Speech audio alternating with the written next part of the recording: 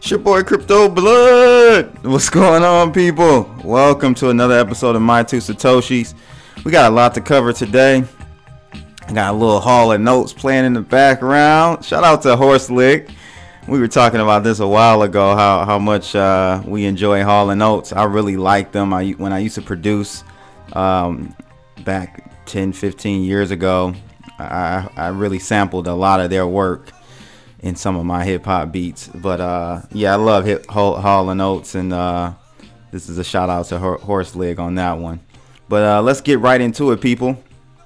We've got we still got the promo going on, the holiday teas, crypto teas. Make sure you check out cryptoblood.io for those.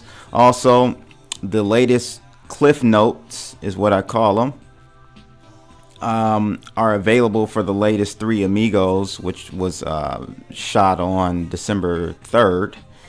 Thanks again to Daniel Becker for putting that together. Always appreciate it. Everyone in the Webbot chat room community appreciates you, man. So you guys, if you didn't have time to watch the live feed, check out the Clif notes and get you caught up to speed with that. All right.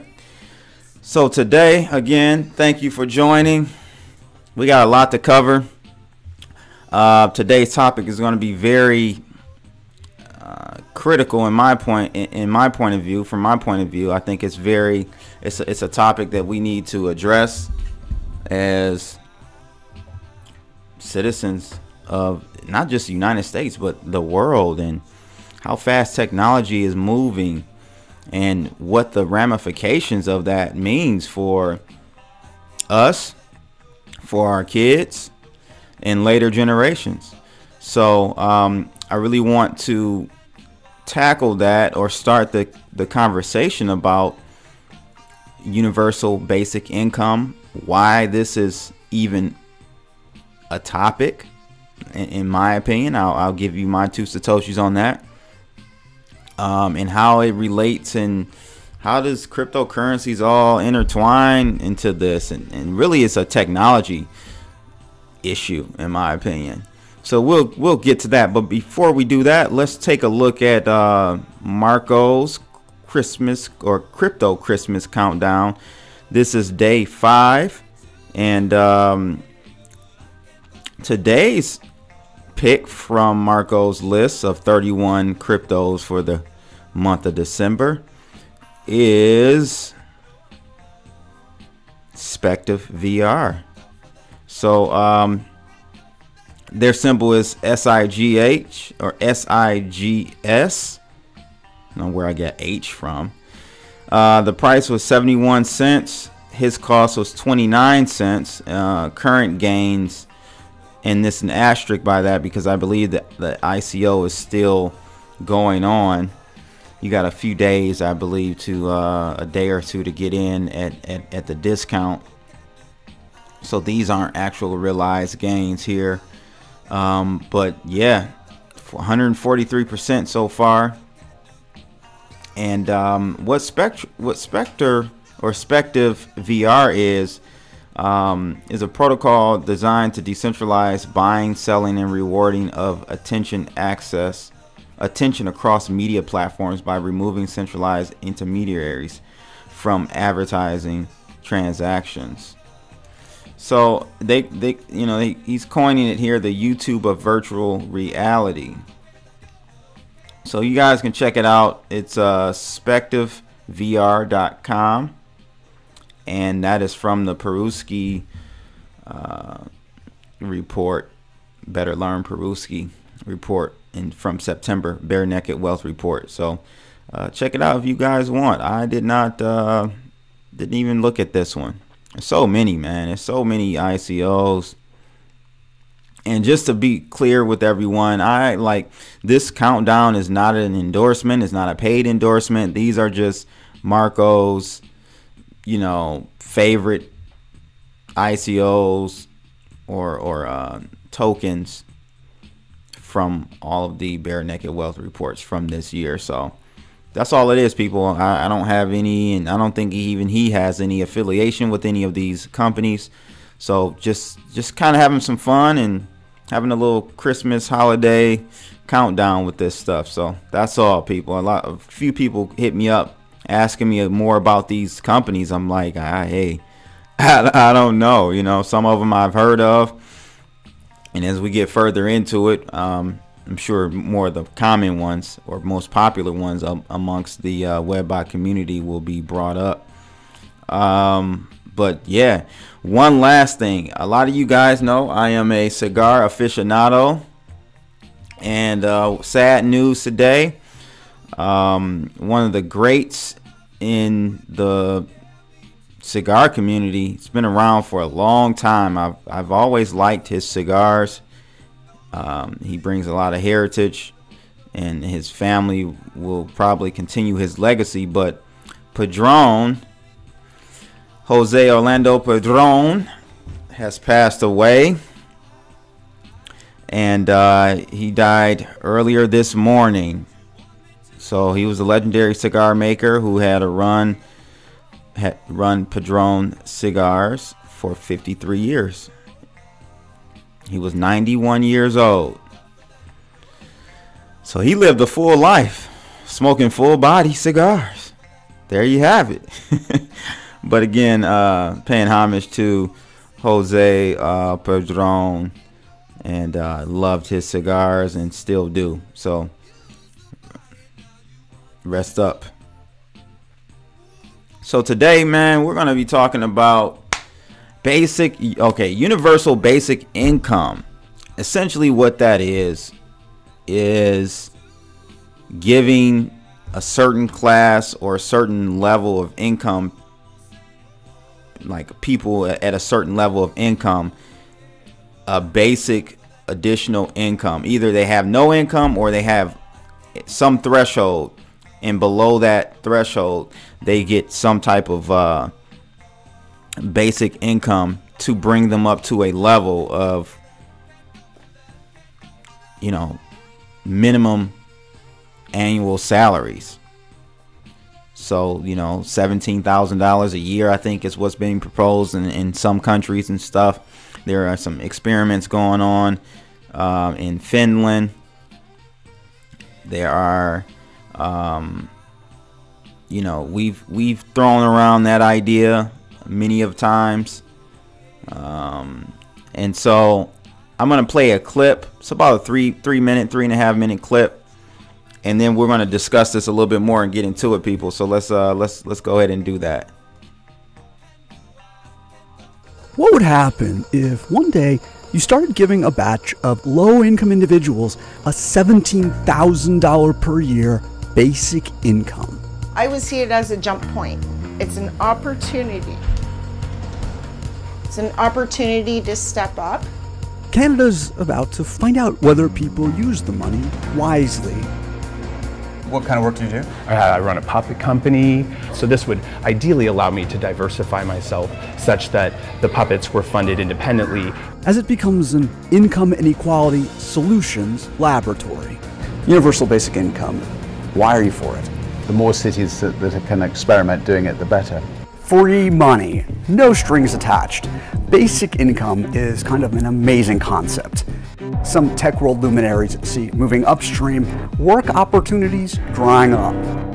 Our generation is going to have to deal with tens of millions of jobs replaced by automation like self-driving cars and trucks. That's why they think governments will eventually need to step in and offer everyone some kind of basic income. We traveled to Hamilton, Ontario to meet people waiting to find out whether for them that future is now.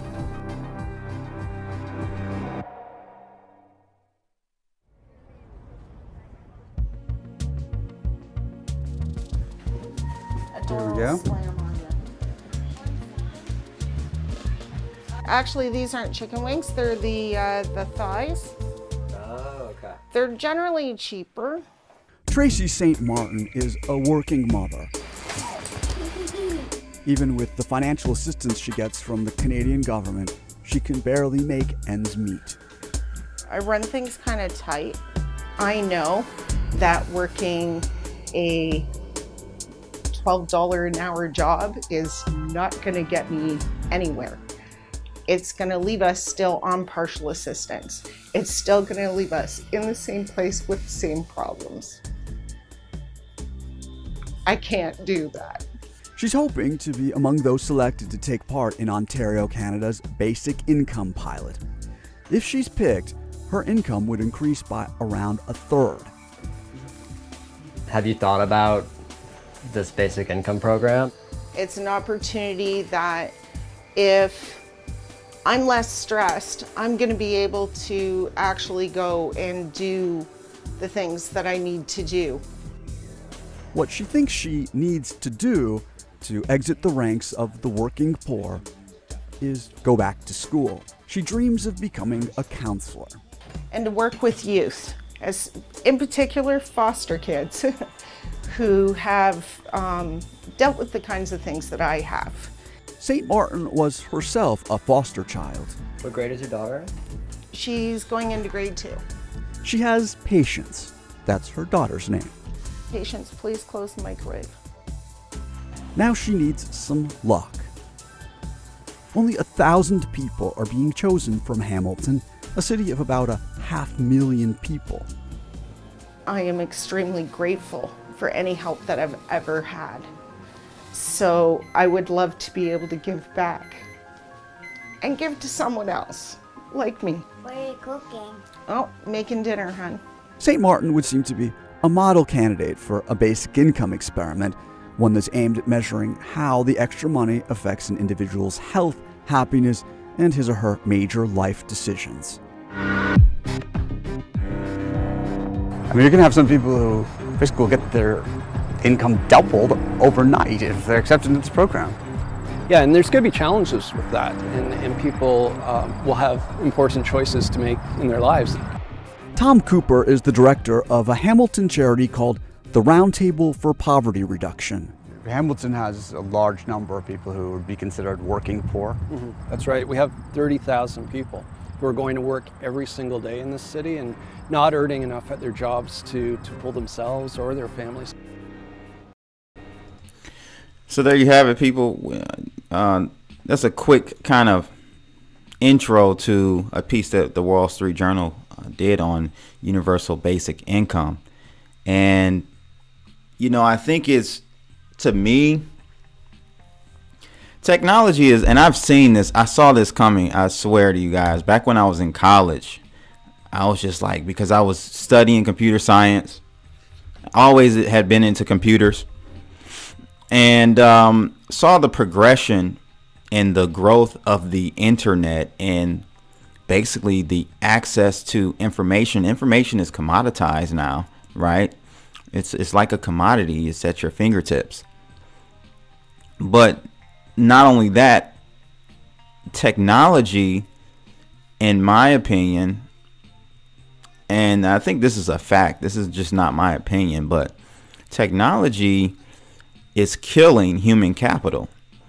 So the need for workers to do, you know, basic clerical work and, you know, just different jobs that we have in the workforce around the United States and around the world as well are being eliminated year by year because of technology. And so it's like the whole thing of people trying to increase minimum wage. You're not solving the problem at all. In my opinion, if you increase minimum wage, all that's going to do, like, I look at it from a business owner. If I have to increase minimum wage, I'm just going to lay off that additional person or two, or lay off one full-time person and then cut up another person to part-time to even it out, or pass that cost along to the consumer, to my customer. So it doesn't really solve the issue that we have here. And so, you know, with this whole universal health, not universal health, but universal basic income, this is another yet attempt to put a band-aid and not actually cure the problem. And the problem is that we're becoming too advanced for ourselves. Unless we can get to the point in societies where they're rich enough and wealthy enough to take care of these people and have these basic income programs and initiatives to take care of the people that will be permanently displaced. We're gonna have and continue to have structural unemployment because there are jobs that are being eliminated by technology that won't ever come back, and these individuals don't have the wherewithal to even pivot and go in a different direction in their career, because we're becoming such a highly technical society as far as the job perspective goes, the job spectrum of the whole thing. A lot of people are going to be left behind. I just want to get your feedback on that. What do you guys think about universal basic income? Will it work?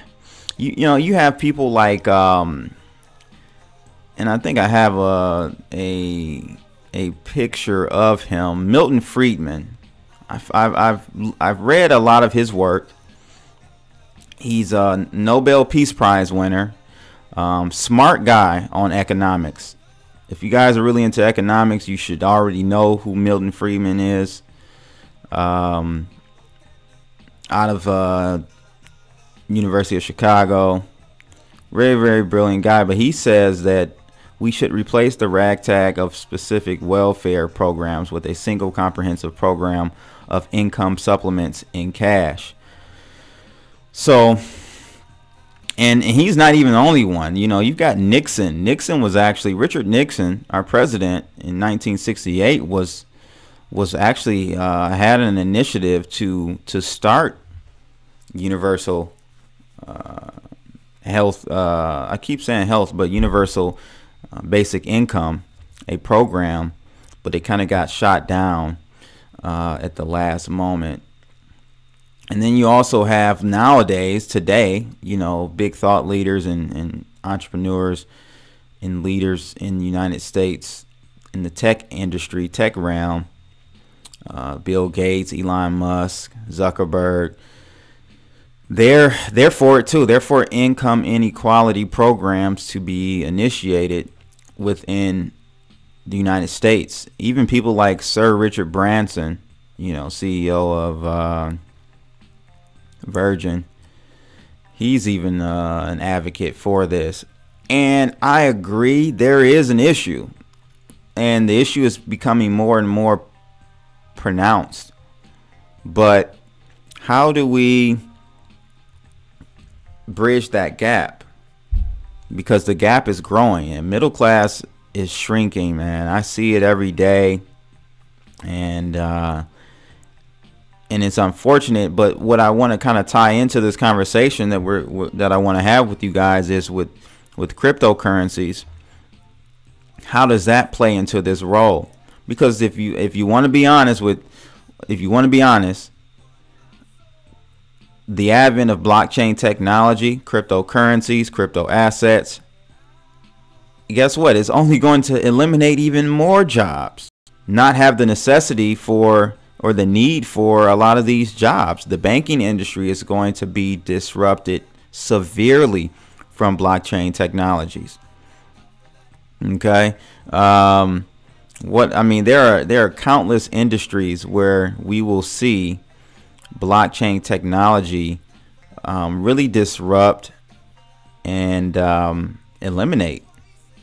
Maybe a lot of it is needed, especially in the finance industry.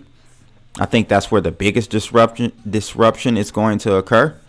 But that's not the only disruption. I think especially VCs, like the venture capitalist world is going to be disrupted. But come on, they already, you know, it's not like they need any more money, right? So that's cool. I'm not too, you know, reallocating or kind of shaking up that industry is not an issue. But what about some of these middle class, blue collar, and even white collar middle class jobs that are going to be eliminated by blockchain technology. Like, what do we do with this? I personally, I feel like I really don't know. I don't know, like, because I feel like if we do a basic income, universal basic income type of program, it's only going to make it harder on the people who are just above that threshold. And not even just above it, even marginally above it, but not really wealthy, but just kind of like middle class. If we have a basic income program, it's only going to make it harder on those people who aren't in the program and aren't wealthy, because it only increases prices. So when you add like basic income and welfare programs like that, if you basically it's a what they call helicopter. Basically, that's what it is. It's like helicopter money is the term that's used in finance when countries get to the point, which I think we're getting to in the United States and maybe just globally, period. This current financial system is breaking down. You're going to start seeing helicopter money programs, i.e. basic income programs, start to pop up and appear. And that's the end, because it just destroys the currency. Absolutely Zimbabwe style destruction of the currency. So would love to hear what you guys feel is the most appropriate route to go with handling the ever-growing wage gap that we see specifically in America. I can't speak on any other countries, only what really I can experience and see myself. What do we do with that? So make sure you guys comment in the in this video below, and I will leave the link to the entire Wall Street Journal video so you guys can check the entire thing out. It's pretty interesting, and when I saw it, I'm like, yeah, this is definitely a topic I would love to discuss with everyone, because these are the types of things that aren't talked about really in crypto. The negative effects of blockchain, what are they? Because everything has pros and cons. Everything is just not a good outcome. You have, for every action there's a reaction, and for everything that's, for every solution that's a good solution, there are still side effects that we have to deal with, or at least recognize. So that's just something we should think about, you know what I mean? So that's pretty much it for today, ladies and gents. I know I was a little long-winded. I don't know how long I've been going on, but make sure you like and subscribe. And if you do subscribe, click that bell, and that'll make sure you get an alert for every video I upload. I try to send you guys quality, thought-provoking content. That's what I'm here for, people. It's your boy Crypto Blood. I am out. Holla.